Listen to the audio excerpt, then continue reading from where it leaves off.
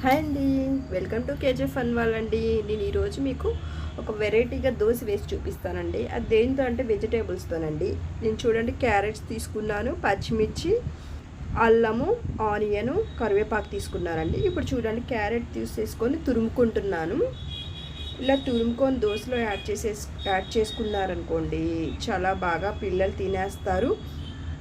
హెల్త్కి కూడా చాలా మంచిది కదండి క్యారెట్లు. కొంతమంది పిల్లలు తినరు కదా, ఇలా చేసి పెట్టారనుకో చాలా ఈజీగా తినేస్తాను. నేను చూడండి ఆనియన్ కూడా తురుముకుంటున్నాను. మా పిల్లలు విడిగా కట్ చేసి వేసాను అనుకున్నాండి, వాటిని వేరేసి పక్కన పెట్టేస్తున్నారు, అందుకే ఇలా తురుముకుంటున్నాను మంచిగా. తర్వాత పచ్చిమిర్చి కూడా సన్నగా కట్ చేసేసుకుంటున్నాను. తినని పిల్లలకి పచ్చిమిర్చి యాడ్ చేయకండి, మిగతా వెజిటేబుల్స్ యాడ్ చేసేసి దోశ వేసేయండి.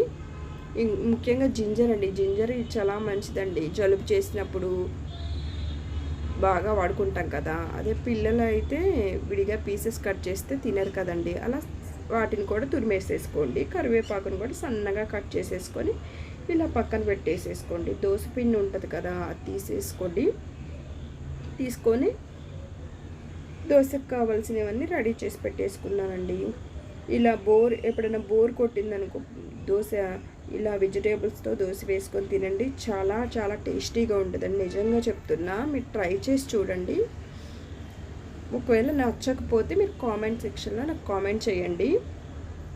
ఇప్పుడు స్టవ్ ఆన్ చేసి పెనం పెట్టేసుకున్నానండి. అది వేడయ్యాక ఇప్పుడు మనం దోశ పిండి ఉంటుంది కదండి, అది దోశని తీసేసుకొని దోశ వేసేసుకోవటమే. దోశ అంటే కొంచెం మీరు మందంగా వేసుకోండి, అప్పుడు వెజిటేబుల్స్ యాడ్ చేసినప్పుడు చాలా బాగుంటుందండి.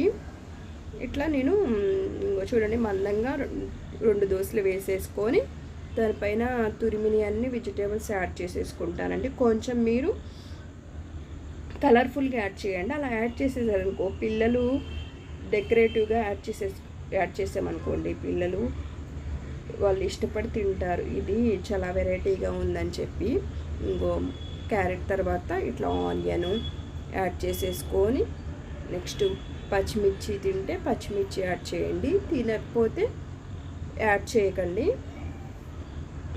తర్వాత మనం తురిమిన జింజరు, కరివేపాకు అన్నీ యాడ్ చేసేసుకొని దోశ వేసుకోండి. చాలా చాలా టేస్టీగా ఉంటుందండి. పెద్దవాళ్ళు చిన్నవాళ్ళు ఎవరైనా తినొచ్చండి. మీకు పల్లీ చట్నీ ఎప్పుడైనా బోర్ కొట్టిందనుకోండి, ఇలా తప్పకుండా ట్రై చేయండి. చాలా రుచిగా ఉంటుంది, హెల్దీ కూడా, వెజిటేబుల్స్ అన్నీ ఉంటాయి కాబట్టి.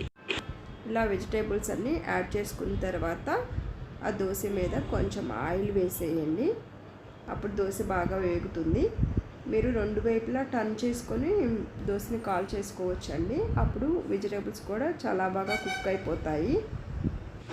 దోశని 2వ వైపు టర్న్ చేసినప్పుడు మీరు ఎక్కువసేపు ఉంచకండి, వెజిటేబుల్స్ మాడిపోతాయి. ఇదిగో నేను చూడండి ఇలా కాల్ చేసుకుంటున్నాను, కొంచెం వేగనిచ్చేసేసి టర్న్ చేసేసుకుంటున్నాను. అంతే అండి, ఎంతో ఈజీ టేస్టీ రుచికరమైన దోశ రెడీ అయిపోతుందండి. మీరు కూడా తప్పకుండా ట్రై చేయండి, చాలా ఈజీ కూడా. పిల్లలు అందరూ పెద్దవాళ్ళు కూడా చాలా బాగా ఇష్టపడతారండి.